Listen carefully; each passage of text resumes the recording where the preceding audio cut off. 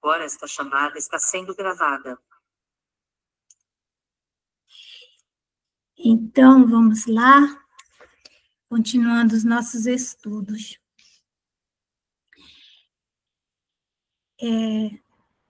Nós estamos aqui no capítulo 5, não é, Adailson? Isso. O item 27, que acabou que não, ele tinha poucas pessoas, ele não foi explorado quanto poderia ter sido, não é? Então, esse capítulo 5, ele fala, bem-aventurados os aflitos. Isso. Não é isso? Aflitos, né?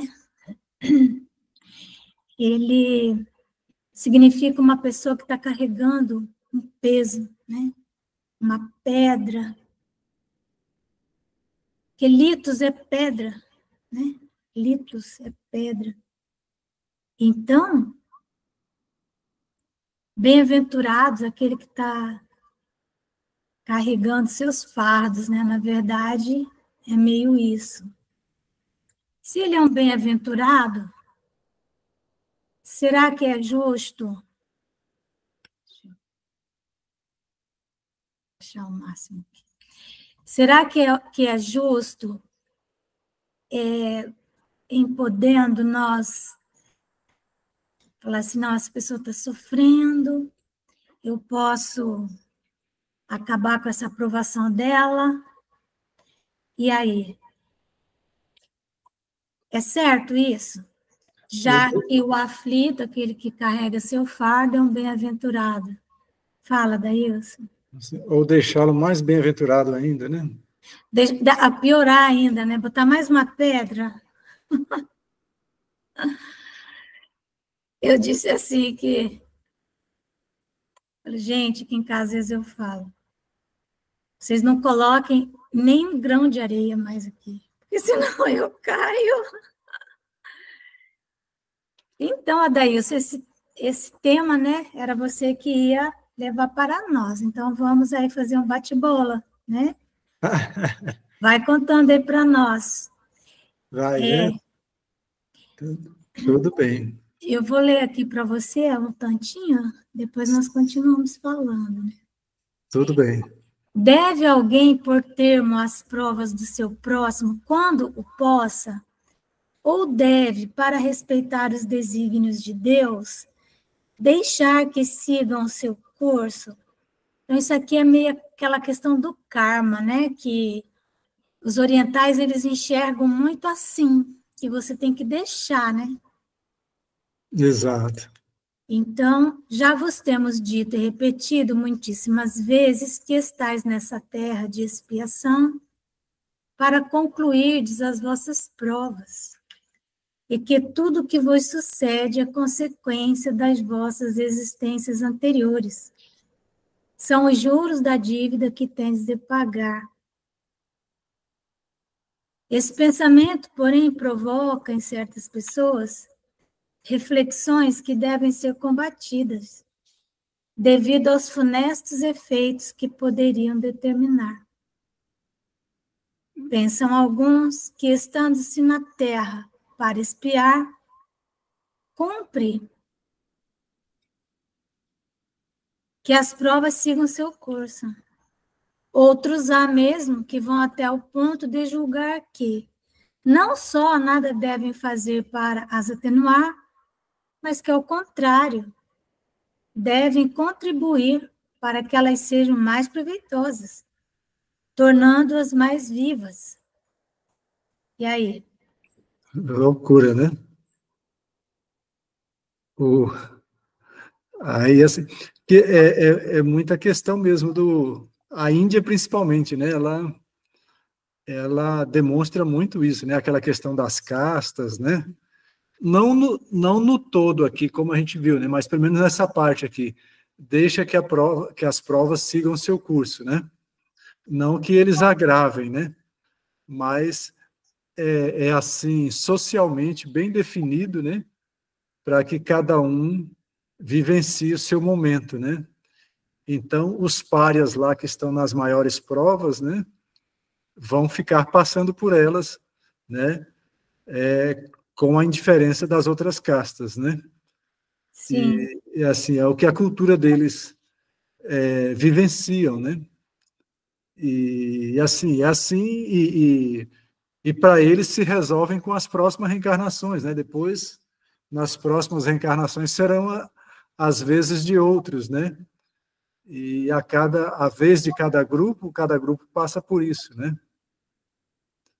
Então, mas assim, é interessante que lendo esse texto, eu ficava muito pensando no Brasil, né? Assim, vendo como se tivesse sido escrito no Brasil nos dias de hoje, né?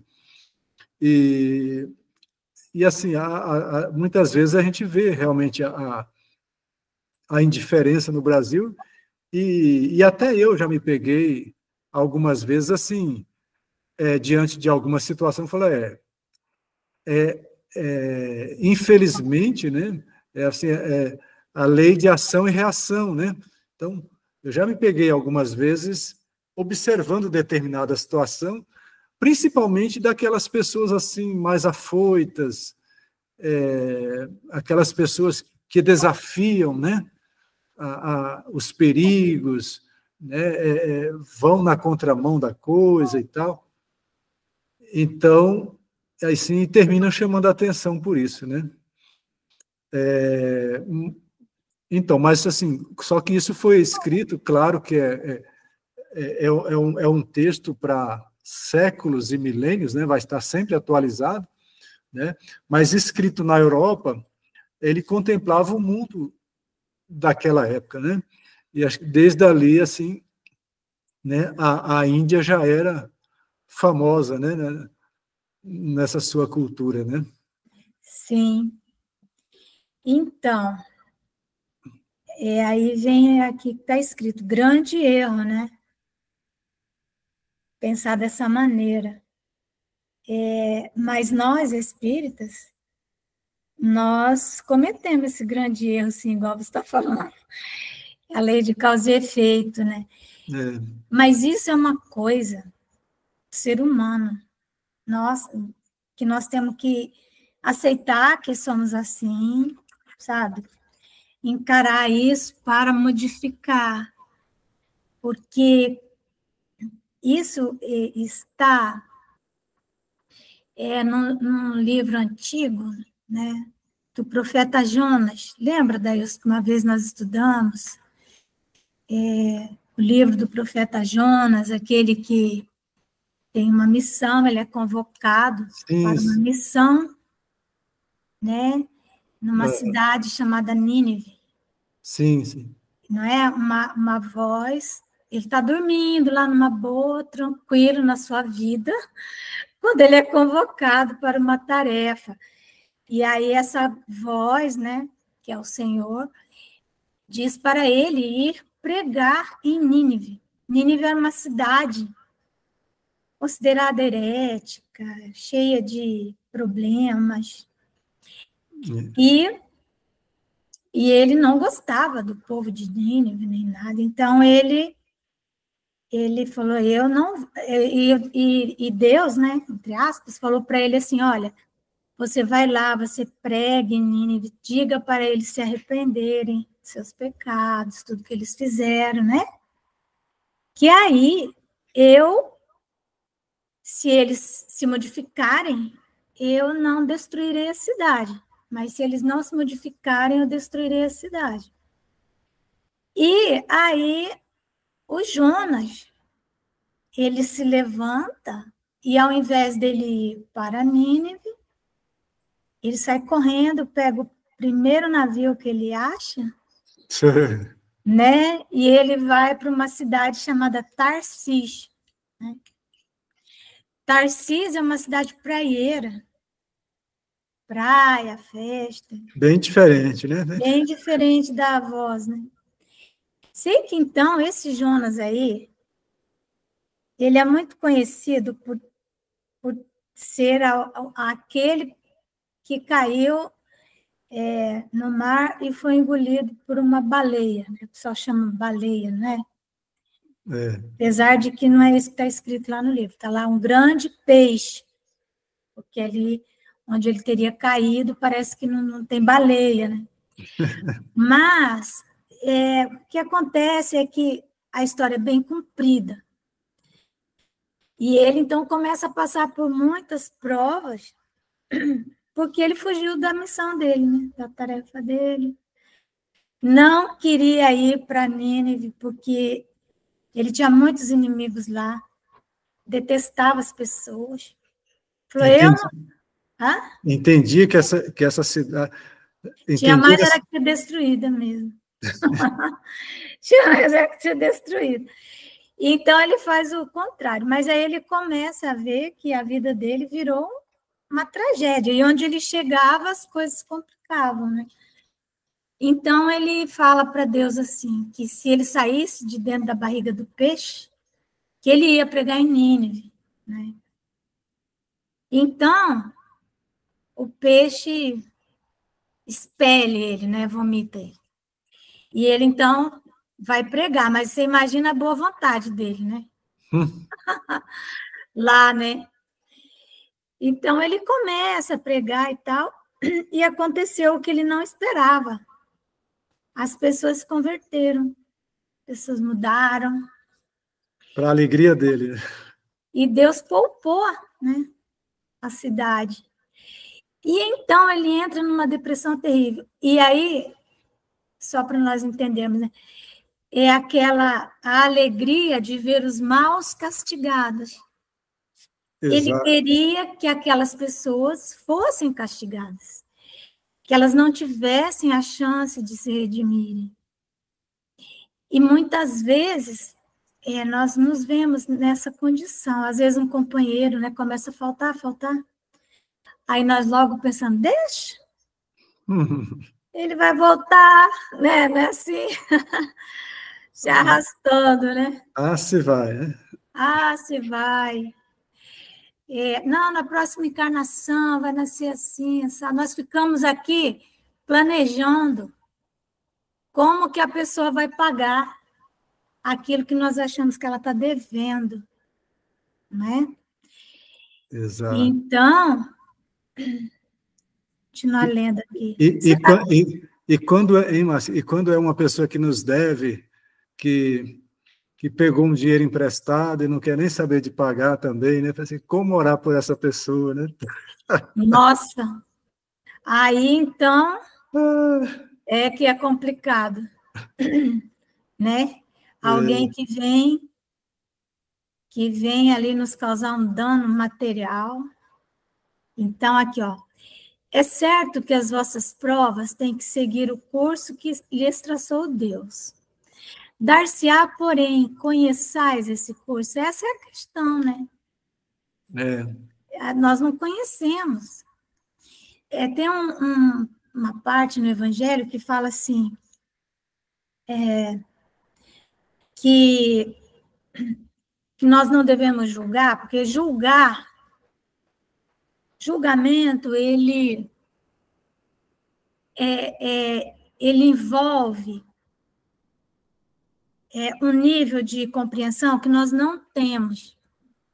Não que não possamos julgar, não que não devamos, por exemplo, fazer análises, né? Porque o mal é sempre o mal, o bem é sempre o bem, mas esse julgamento no sentido de condenação, porque porque julgar, né, sem a compreensão é condenar. E a compreensão é julgar com as razões do outro, né? Então, na compreensão está embutido o julgamento. Para você compreender uma situação, você tem que fazer um julgamento, você tem que fazer uma análise. Mas você tem que julgar com as razões do outro, aí você vai compreender, né? Nessa terceira dimensão fica difícil, né? Fica difícil se colocar no lugar do outro, porque exige empatia, né? Que é algo que nós precisamos desenvolver. Ver tudo que está acontecendo, né? Ver profundamente, né? A empatia, ela é ela é uma coisa que nós praticamos, algo que nós aprendemos. Nós precisamos aprender a ser empáticos. E só na experiência. Nós temos que nos expor às experiências, né? Para podermos nos colocar no lugar do outro. E aí compreender aquilo que está acontecendo. Certo? Então, no Evangelho diz assim, que nós não devemos julgar nesse sentido de condenação, né? Porque o julgamento fora do contexto da compreensão, ele leva à condenação, com certeza. Porque você não vai conseguir se colocar ali, então você não vai entender qual é a razão do outro. Ainda que você, se você conseguir se colocar no lugar dele, você ainda pode, sim, vamos dizer, condenar aquilo que ele está fazendo. O que você não vai poder é punir, porque aí realmente nós não somos juízes. Mas não, isso aí realmente, isso aí está errado, isso aí não está certo, né? Mas no Evangelho fala o seguinte, que muitas coisas que condenamos, né, porque a condenação é um passo além do julgamento, que condenamos, Deus releva, Deus não condena. E muitas coisas que nós relevamos, Deus condena. Porque nos falta elementos, né, suficientes. Por isso que ele diz, dar-se-á, porém, conheçais esse curso? Qual é o curso? Se, de repente, nós não estamos ali, né, nós não atravessamos aquele caminho, ou aquela pessoa atravessou o nosso caminho, e nós não somos instrumento do final da prova dela, né? Mas e aí, Adailson? Eu não sei qual é o curso, não sei se eu vou ajudar, se eu vou piorar, o que eu faço? Eu vou interferir? Porque interferir é ficar no meio de alguma coisa, ferindo ela, né? Tocando. Vamos dizer assim... Fazendo algo, né? Assim. Fazendo algo, né? Exatamente. Então, vai estar ali gerando alguma ação, né? De qualquer forma, né? Tomando exatamente. Alguma iniciativa. Esse ferindo aí, interferindo, né? Esse ferindo aí significa... como é que eu vou dizer? Atuando mesmo de uma forma efetiva, né? Que às vezes até dói. Exato. E aí, interferimos, não interferimos? Quantas vezes nós interferimos em situações e depois nos arrependemos, né? Já aconteceu alguma vez? Sim, sim. Comigo já. E Márcia, assim, é verdade, a gente interfere, depois se arrepende duramente, né? Uhum. Eu penso assim também, veja só, é interessante, né? Porque assim, Deus nos dá a impressão assim, que Deus nos pede algo que ele não faz, né? Tipo assim, não julgue, não condene, não aplique pena no seu irmão, né? Não se vingue, não desconte, né? Assim, mas a gente sabe da lei de causa e efeito, sabe que o nosso irmão, as pessoas que desrespeitarem a lei, não, né, que olvidarem a lei, vão experimentar consequências e sofrer mesmo, dores mesmo, sem a gente fazer nada, né? Embora a gente não se contente com isso muitas vezes, né? Assim, que ele vai sofrer sem a gente precisar fazer nada, né? Mas digamos que a gente já esteja num estágio, ou pelo menos momentaneamente naquela situação, a gente considere que não precisa fazer nada, não vai fazer nada, mas que Deus vai fazer alguma coisa, né? E termina até sendo intrigante, né? Fala assim, poxa, Deus pede para eu, humanozinho, não me irritar, não vingar, não descontar, né? E ele, Deus, que é amor, Vai fazer, porque tem a lei de causa e efeito. Essa A pessoa lei vai... da justiça, né? Né? Essa pessoa vai sofrer pelo que está fazendo, né? E é interessante, né? Mas aí, o que eu deduzi disso? Colhi assim, porque é o seguinte, Deus é amor e justiça, né? Deus criou o universo com todas as condições, com todas as suas leis, com todo o seu amor e com toda a lei de equilíbrio também e de educação, né? Então, ele sabe conduzir da melhor forma, né? É como a aplicação da justiça, na verdade, é como se nós temos uma estrada reta para seguir e a cada momento que a gente tenta sair da estrada, a gente vai bater na tabela, na cerca que está cuidando da estrada, né? Como se fosse uma cerca elétrica, né? Então, cada vez que a gente tentar sair da estrada, a gente vai se encontrar com essa cerca elétrica. Já quanto a nós, então Deus criou tudo, sabe de tudo e tal. Agora, quanto a nós devemos focar aquilo que Jesus falou, a cada um segundo as suas obras, né? Então, para sermos felizes, como é o nosso destino, as nossas obras, nós devemos focar em estar elaborando, criando e focando nesse sentido das nossas obras que sejam as melhores possíveis, que é disso que vai resultar o que vamos receber a nossa felicidade, né? Quanto à justiça, cuida Deus. Quanto àqueles que não querem seguir pelo caminho reto, Deus já tem os seus mecanismos, as suas leis para cuidar disso. A nós compete cuidar das nossas obras e do nosso destino, que é ser felizes, né? Então, aí o que acontece, né? Porque a lei de Deus, ela está dividida no tempo, né, em 3 momentos, mas que agora já se completou, que é a lei de justiça, amor e caridade. Então, a lei de causa e efeito, ela está ali ancorada no princípio da justiça. Mas Deus também é amor, misericórdia, né? A nós nos cabe, então, a prática da caridade. Exato. Porque a caridade, ela tem, né, 3 aspectos. A benevolência para com todos. Na benevolência, nós temos 2 dimensões. Uma dimensão material, que se a pessoa está numa situação de enfermidade, está numa situação, né, de doença, numa situação de fome, numa situação, seja lá qual for, o que a benevolência vai nos orientar, né? Benevolência para com todos. Então, essa dimensão é desejar o bem, mas quando nós pudermos interferir, né?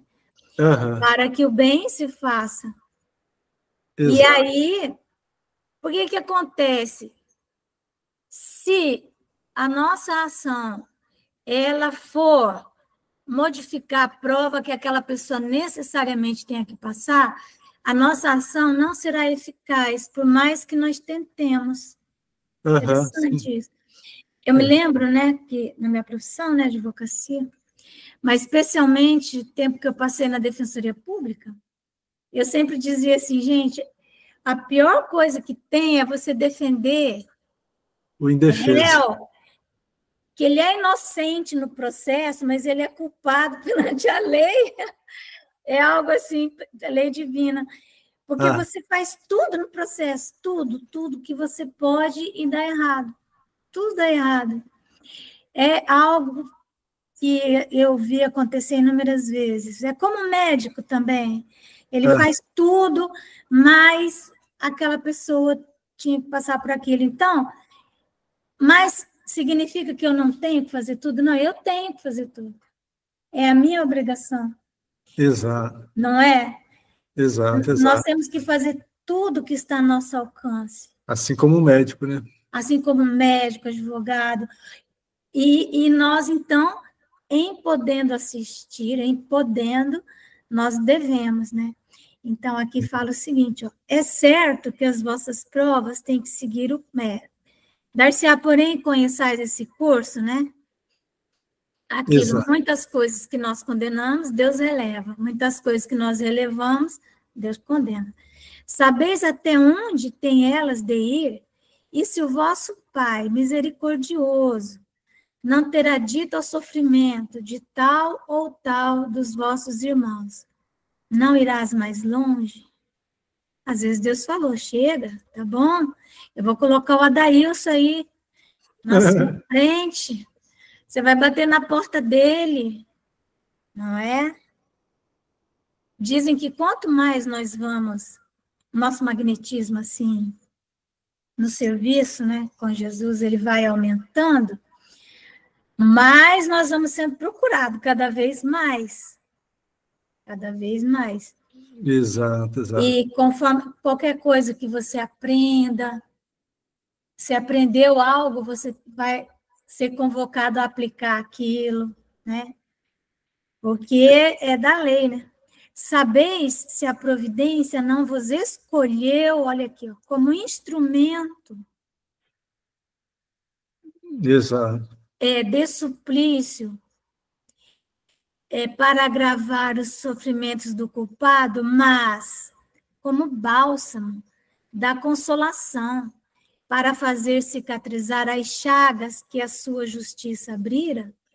Então, a justiça de Deus abriu aquelas chagas, mas Deus entendeu que Já é hora, estava né? bom, já era a hora.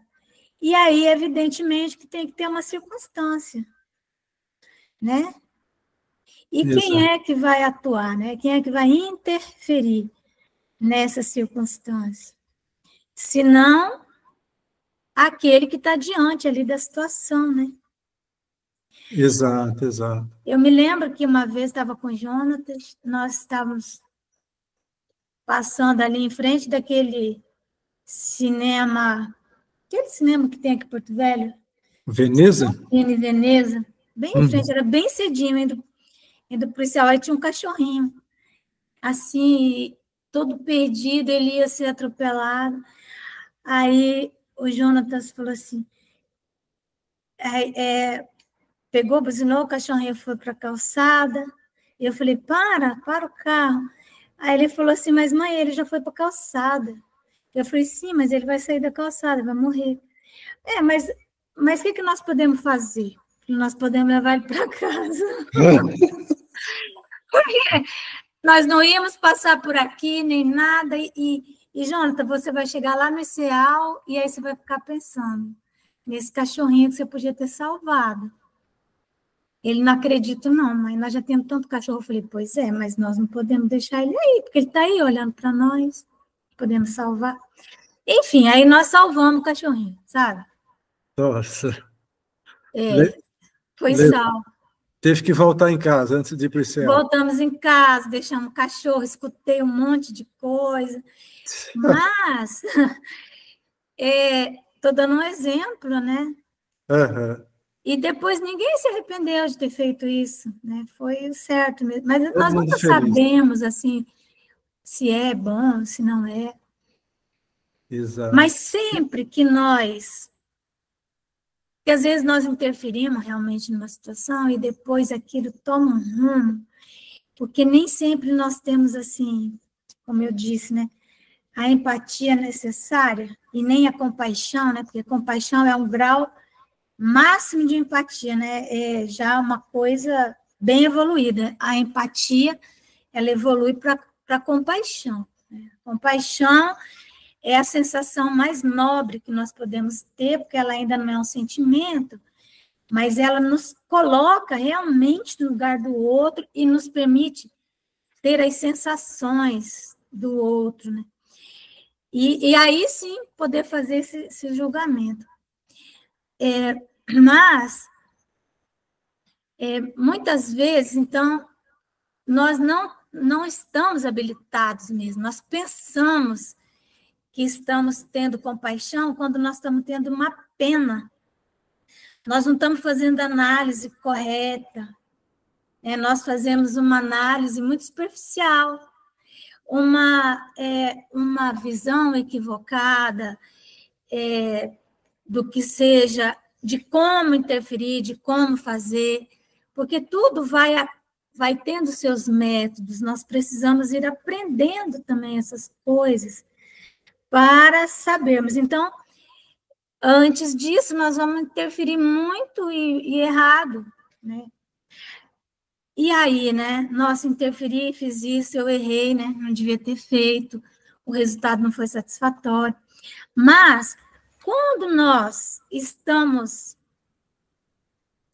com boas intenções, desejando fazer o bem, ancorados em propósitos nobres, né? Se o nosso propósito é nobre, ainda que a nossa ação seja equivocada, ainda que nós venhamos a errar, e nós erramos muito, a vida em algum momento nos recoloca, sabe? Aham. Sim, sim. Nós vamos pagar um preço ali, né, uma fatura, porque vamos aprender, né, com aquela situação, mas se o propósito é nobre, então o propósito tem que ser nobre. Às vezes a ação é correta e o propósito não é nobre, entendeu? Então, é interessante também, né?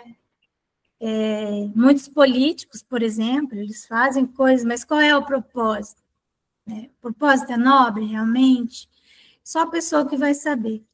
Então, talvez não devamos nos preocupar tanto com essa interferência, se isso vai piorar a situação ou não, né? Então, não digais, pois, quando virdes atingido um dos vossos irmãos, não digais, é a justiça de Deus, importa que siga o seu curso, isso que a gente estava falando. Aham. Sim. Dizei antes, vejamos que meios o Pai misericordioso me pôs ao alcance para suavizar o sofrimento do meu irmão. Então, eu disse que eu peguei o cachorrinho e levei para minha casa. Olha aí, né? Será que eu fiz certo? Né? Então, com certeza, né? Depende, por exemplo, se eu morasse num apartamento. Então, quando por isso nós precisamos estudar, né, as coisas, compreender qual a melhor forma de agir. Por exemplo, na parábola do bom samaritano, o que nós vemos? Nós vemos que o samaritano, ele tinha recurso ali com ele, que ele tinha vinho, ele tinha óleo, né? Ele usou os recursos, e ele tinha um cavalo, ele pegou o caído e colocou no cavalo, ele não colocou nas costas dele. Aham. Então, nós precisamos ir também nos habilitando para a prática do bem. Não podemos fazer o bem atabalhoadamente, que é uma ingenuidade. Às vezes, nós vamos colocar ele nas nossas costas e não vamos dar conta, né? Exato. Eu trouxe o cachorrinho para minha casa, mas depois eu dei conta, né? Exato. E você, Eu sabia que eu dava conta. Né? Você mora num local que você entendeu. Casa grande e tal, na hora eu me lembrei o canil que eu tenho, não sei o que, eu vou levar tal, né? Exato. E também ele pega o caído e ele não leva para a casa dele. Exato. Ele leva para uma instituição, né? Para uma hospedaria, não é? Hoje mesmo, né? Estava conversando com a Júlia, nós fomos convocados a fazer visita para um idoso que mora na Rua Bonão, muito longe do ICEAL. O ICEAL não atende, não tem abrigo, né? Não faz abrigamento de idoso ainda, fará, se Deus quiser, no futuro. E, inclusive, quando começa a aparecer essas coisas, é porque, né? E aí, como ajudar, né? Como que nós vamos fazer? Porque ele é um idoso que ele vai precisar de abrigo, de um local para ficar. Aí eu vou trazê-lo para a minha casa? Hein? Pois é, né? Não vou fazer isso, né? Exato. Não vou fazer. E às vezes, a pessoa pode pensar que, não. Deveria, né? Vamos trazer ele para casa. Mas não é isso que nós devemos. Nós não podemos fechar os olhos para a situação dele, mas nós temos que ir lá, entender, né? Ver, nos aproximar e procurar os recursos que estejam disponíveis. Vou ver lá, né, no Leal se tem vaga, provavelmente não tem, né? Porque nunca tem, né, Adailson? Mas, enfim, é uma situação que aí nós vamos nos defrontar com ela. E, Márcia, você se lembra de uma passagem no livro num daqueles livros de Leon Tolstói, psicografado, você conhece os livros dele? Quem psicografa é a Ivone Pereira, não é? Não, é uma média, acho que no Paraná, me parece. Uma média, acho que do Paraná, esqueço o nome dela. Então, que ele escreve são várias historinhas, tipo mulheres fascinantes, homens notáveis, aí tem outros lá, acho que recortes de Nazaré, ou coisa assim, né? Aí tem alguns livros, são uns 3 ou 4, mais ou menos. Tem um que ser A Arte de Recomeçar, né? Eu sei que tem um deles em que tem uma passagem que um garoto, ele vivia sozinho, perdeu, parece que os pais, vivia sozinho, de aldeia em aldeia, comendo, dormindo à noite no meio do mato, né? E ele aparece num local onde está Jesus, onde Jesus estava passando a noite, né? E aí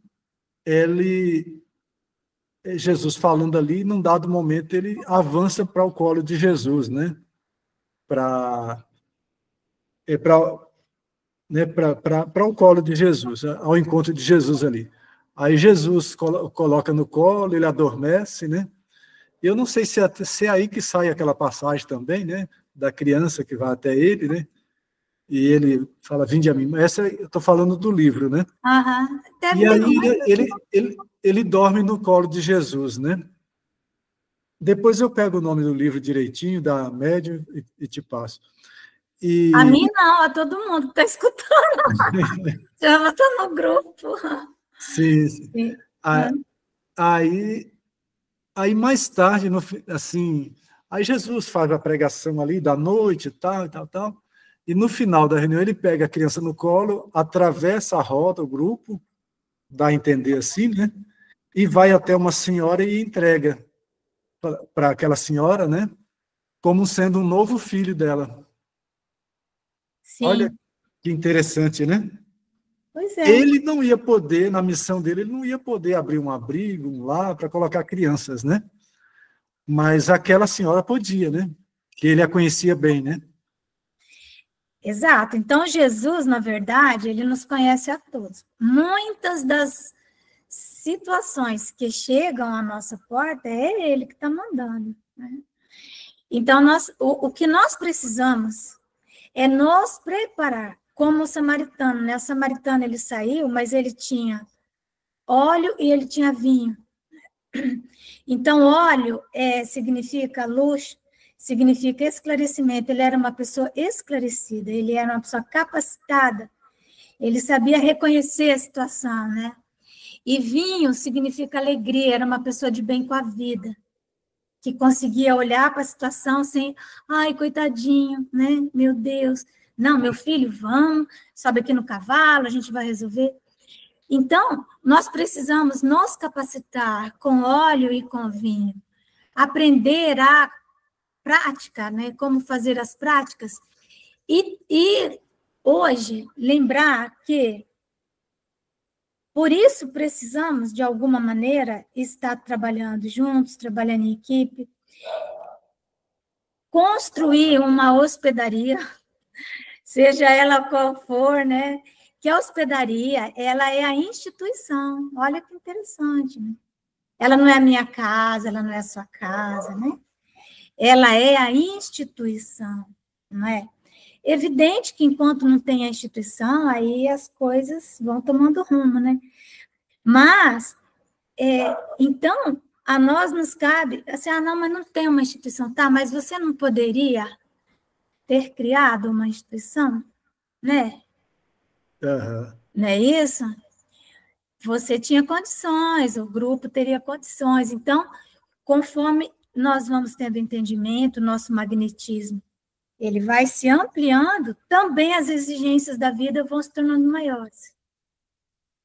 Quanto mais nós vamos tendo recurso de entendimento e recurso para fazer, mais nós somos convocados, entende? Então, é meio assim, né? E não tem como pegar e enterrar o talento, né? Então, como vocês aí, né, nós, que eu me incluo, aí, criando uma instituição, né, criando uma hospedaria, né?